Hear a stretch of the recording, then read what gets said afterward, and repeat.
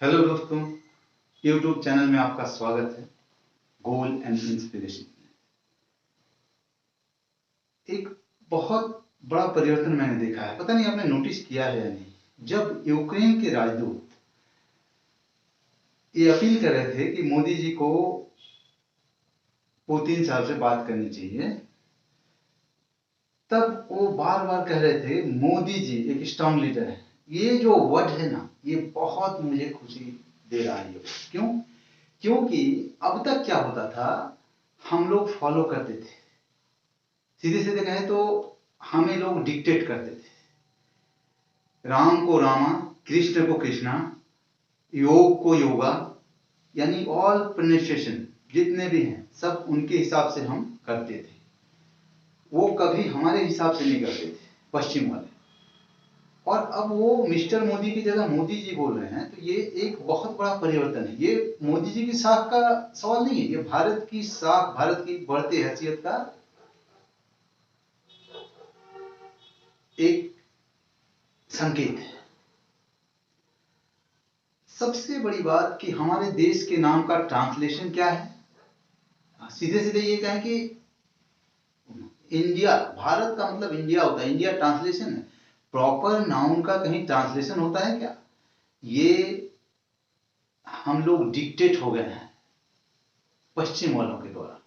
और अब ये परिवर्तन आ रहा है, ये देखकर मुझे बड़ी बड़ी खुशी हुई, बहुत खुशी हुई कि वो मोदी जी कह रहे हैं अब हमारे हिसाब से वो चलने के लिए तैयार हैं। और जियो पॉलिटिकल सिनेरियो में अब हमारी हैसियत शायद सबको पता चल रहा है कि इस क्राइसिस, यूक्रेन क्राइसिस में हमारा रोल बहुत बड़ा हो सकता है। अभी क्या होगा भविष्य में कोई नहीं जानता है, लेकिन फिर भी मोदी जी की बात पुतिन साहब सुन लेंगे, ऐसा लोग सोच रहे हैं। तो ये भी हमारे लिए बहुत सम्मानजनक बात है। जहां तक मोदी जी का सवाल है, तो ये एक व्यक्ति सही या गलत फैसले ले सकता है, इसलिए इस पे हम नहीं जाएंगे। लेकिन एक व्यक्ति फैसले लेने की क्षमता, फैसले लेने का की क्षमता एक व्यक्ति के अंदर है, ये भी बहुत बड़ी बात है। कम से कम वो दुविधा में दोनों गए, न माया मिली न राम, इस पोजीशन में नहीं रहते। और ये हमारे साथ पिछले 60-70 साल से होता आ रहा है। लोग किसी भी मकाम पर नहीं पहुंचते थे। और इस खास करके यूक्रेन क्राइसिस के संदर्भ में हम कहेंगे कि हम तो देखते हैं कि पुतिन बहुत गलत कर रहे हैं, ठीक है, लेकिन एक चीज ये भी है कि एक ऐसा पावरफुल लीडर, उसके दिल में दर्द है इस चीज का कि उसके देश को तोड़ दिया गया है। हमारे दिल में ये दर्द अभी तक है कि बंग विभाजन हुआ था, बंगाल को 2 टुकड़े में तोड़ा गया, इसका विभाजन अभी तक हमारे पास है। और फिर देश को तोड़ दिया गया, हमारे देश को भी तोड़ा गया कई टुकड़ों में। तो इसका दर्द हमें भी है हमारे अंदर, लेकिन हमारे पास उतने एटम बम नहीं है, हम उतने एग्रेसिव नहीं है, इसलिए हम लोग ऐसा कुछ नहीं करते। लोकतांत्रिक देश है ये, तो लोकतंत्र हमारी कमजोरी बनती जा रही है, ये भी एक बहुत गलत बात है। लेकिन मैं ये नहीं कह रहा हूं कि पुतिन साहब ने बहुत गलत सही किया है, लेकिन उनके अंदर कोई दर्द है, इसीलिए वो कुछ कर रहे हैं। और इसको समझने और समझाने की जरूरत है। क्या जरूरत थी नेटो को इंटरवीन करने का, उसके अंदर जाने का, यूक्रेन के पास? नहीं लगेगा कि एक बफर स्टेट में कोई दुश्मन आके खड़ा होगा, तो क्या सब जवाहरलाल नेहरू तो होते नहीं है कि तिब्बत में घुस गया चीन और चुपचाप बर्दाश्त करते रहे। तो ऐसा तो हर जगह हो नहीं सकता है, हम लोग झेल चुके हैं। हाँ, ये है कि अभी शांति स्थापित होनी चाहिए। लेकिन मैं जो बोलना चाह रहा हूं कि जब कोई मोदी जी कहकर पुकारते हैं, यानी प्रोनाउंसिएशन हमारे हिसाब से वो कर रहे हैं, तो ये हमारे बढ़ते साख का द्योतक है। हम लोग अपने संविधान को, हमारी हर चीज को हमने बस ब्रिटेन का कार्बन कॉपी किया है। यहां तक हमारी आजादी भी पूरी आजादी, वो भी ट्रांसफर ऑफ पावर था, यानी जस्ट उन्होंने ट्रांसफर कर दिया, वो कहीं भी सरेंडर ऑफ पावर नहीं था। हम अपने शर्तों पे आजादी भी प्राप्त नहीं की, और हमारा सब कुछ उसी के हिसाब चल रहा है। और उसको बदलने जाओ तो तरह तरह की बातें कि नहीं ये बदला नहीं जा सकता। क्यों नहीं बदला जा सकता साहब? लकीर के फकीर बने रहेंगे आप? ये नहीं हो सकता है ना, स्टीरियोटाइप नहीं चल सकता है। तो जहां तक मैं यही कहूँगा कि बड़ा स्ट्रांग विल का आदमी, ऐसा आदमी अगर आजादी के समय में ऐसे व्यक्ति मिल जाते तो देश के लिए तो बड़ा अच्छा होगा। हम लोग जीती बाजी बार बार हार रहे थे, कश्मीर में, तिब्बत में, हर जगह। तो नेता के अंदर लीडरशिप क्वालिटी होनी चाहिए और इससे देश का साथ भी बढ़ता है। हाँ, उनके साथ बहुत बड़ा एक समूह होगा जो उन्हें परामर्श देता होगा, कोई फैसला वो अकेले देते होंगे ऐसा तो मैं नहीं सोचता। तो जो भी हो, इस यूक्रेन क्राइसिस में हमारा बहुत बड़ा रोल है और जितना जल्दी हो सके इसको खत्म करना चाहिए। अगर भारत की बातों पे ये शांति स्थापित हो जाए तो इससे भी हमारे देश की साख बहुत बढ़ेगी। और लोग इसे मोदी जी के बारे में कहते हैं, मोदी जी का साख नहीं, मोदी जी की साख नहीं, ये देश के सम्मान का सवाल है। मैं एक चीज आपको बता दूं, आज लोग पानी पी कर बोलते हैं कि अंबानी को, किनको, मुकेश अंबानी को मोदी जी ने बढ़ा दिया। भाई साहब, मुकेश अंबानी को बढ़ाया था किसने? धीरू भाई अंबानी ने। धीरू भाई अंबानी ने ट्रेनिंग दिया उनको। धीरू भाई अंबानी खुद बढ़ना जानते थे, फॉरसाइटनेस था उनमें। 1977 में उन्होंने ये जान लिया था कि जनता सरकार चलने वाली नहीं है और इसलिए वो उसके खिलाफ में जो सरकार थी, आप समझ लें, जो बड़ी पार्टी थी, उसके साथ बहुत मधुर संबंध उन्होंने बनाए थे और 1980 के बाद उन्हें फायदा हुआ। ये वक्त की नजाकत को पहचानने वाला व्यक्ति कर सकता है।